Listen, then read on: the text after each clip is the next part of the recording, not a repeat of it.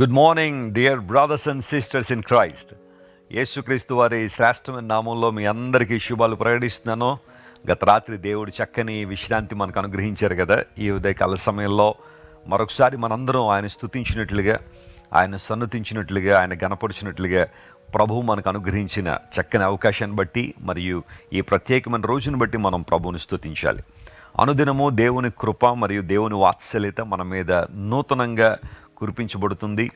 ఆయన మన పట్ల కలిగిన ఉద్దేశాలు చాలా గొప్పవి.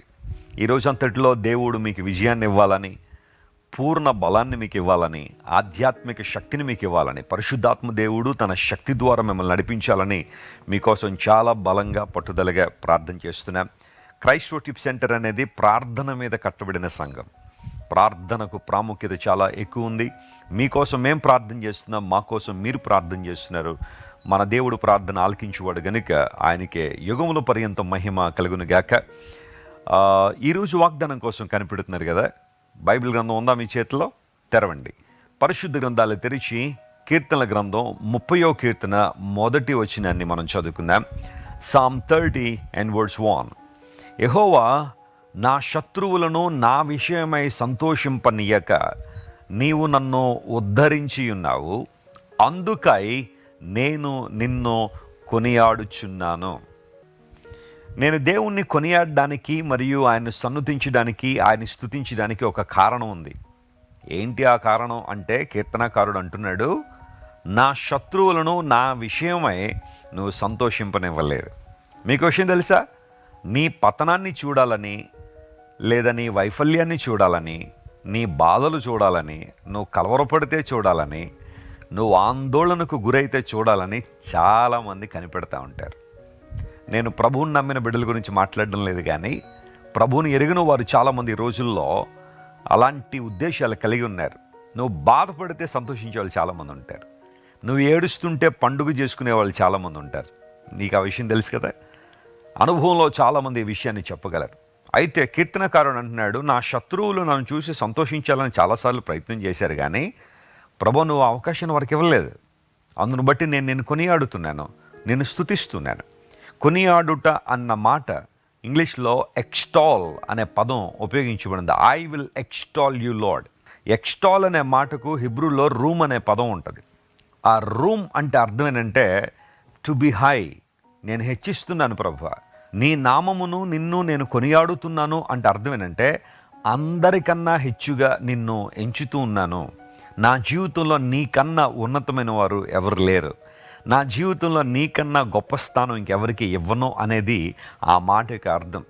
చాలాసార్లు మనం పాడుతూ ఉంటుంది క్రైస్తవ ప్రపంచంలో కొనియాడుట అన్న ఆ అంశం మీద, లేదా ఆ మాట మీద చాలా పాటలు ఉన్నాయి.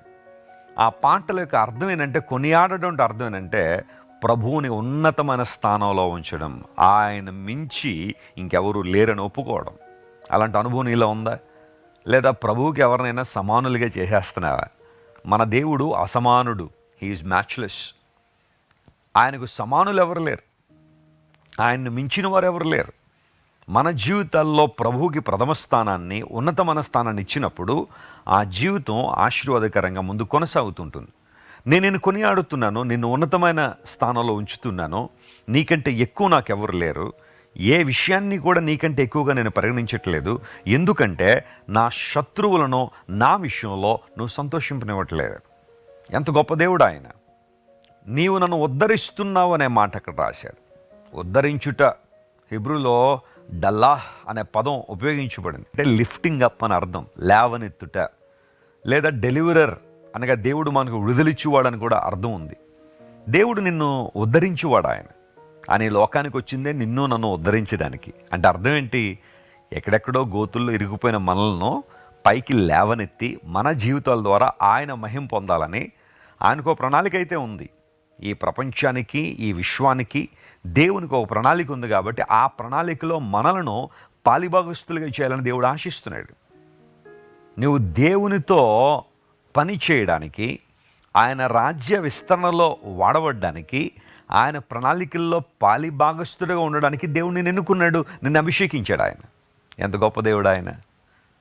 దావీదు భక్తుడు అందుకనే అంటాడు, ఒకప్పుడు నేను గోతులో దిగిపోయాను, కానీ ప్రభువు నన్ను పైకి లేవనెత్తి బండ మీద నా అడుగులు స్థిరపరిచాడు అన్నాడు. చాలామంది తెలియక క్రైస్తవ్యం అంటే దిగిపోవడం అనుకుంటారు. మీరు క్రైస్తవ్యంలో ఎప్పుడు దిగారండి అని ప్రశ్నించే వాళ్ళు కూడా చాలామంది ఉంటారు.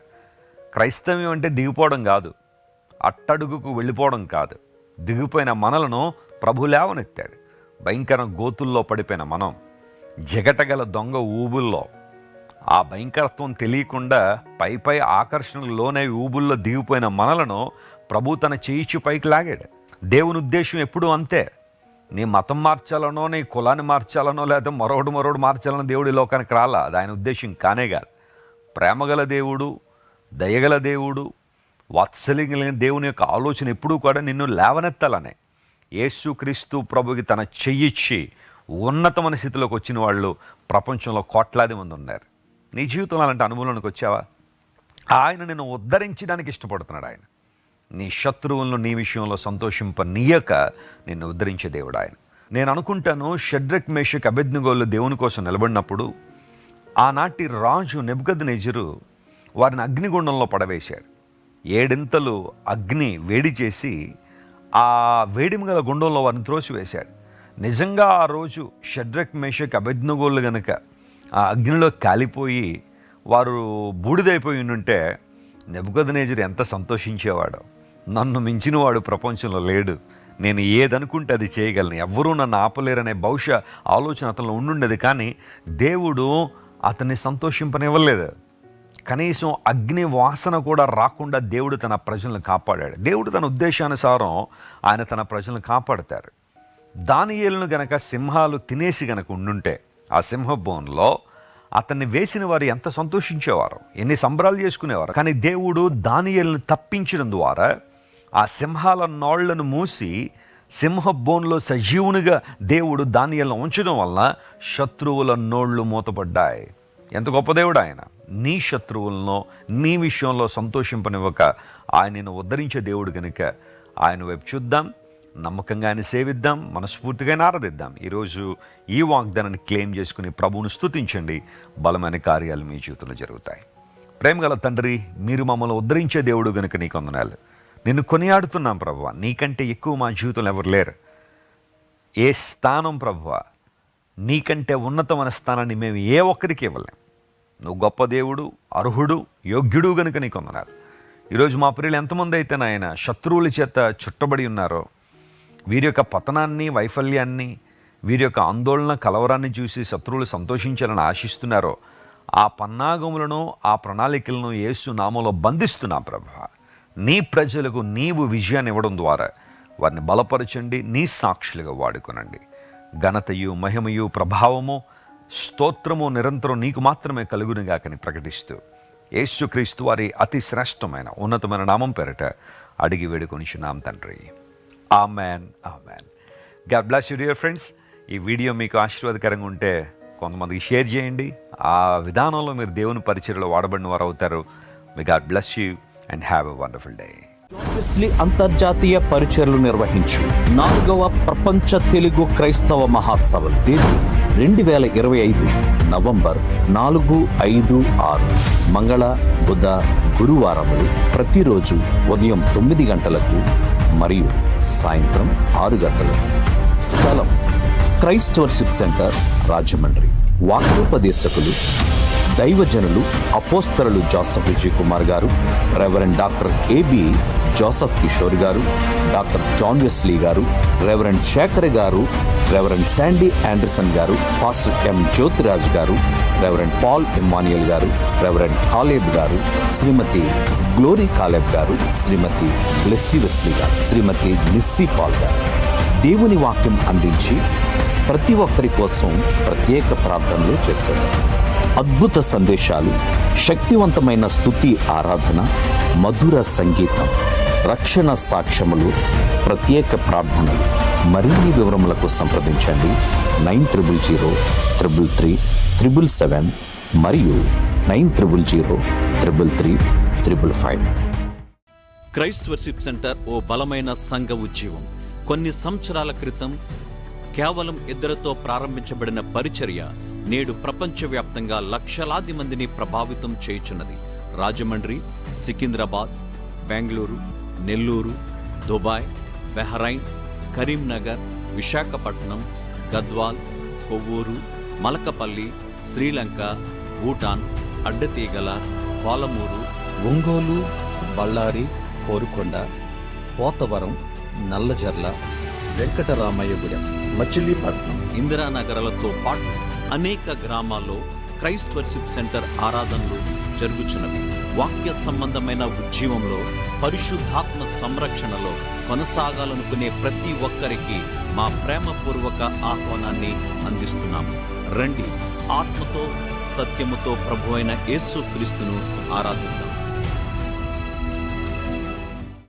మీరు ఇంతవరకు విన్న దైవ సందేశం మరియు దేవుని సేవకులు చేసిన ప్రార్థన మీకు ఆశీర్వాదకరముగా ఉన్నదని విశ్వసించుచున్నాము. ఈ సందేశాన్ని మీ స్నేహితులకు, బంధువులకు షేర్ చేయండి. మీకు ఏదైనా ప్రార్థన అవసరత ఉన్నచో మా ఫోన్ నంబర్లకు కాల్ చేయండి. దేవుడు మిమ్మల్ని ప్రేరేపిస్తే విశ్వాసంతో సాగుచున్న ఈ పరిచర్యను ప్రోత్సహించండి. మరిన్ని వర్తమానాలు, పాటలు వినుటకు జాన్ వెస్లీ మినిస్ట్రీస్ అను మా యూట్యూబ్ ఛానల్ను సబ్స్క్రైబ్ చేసుకొనండి.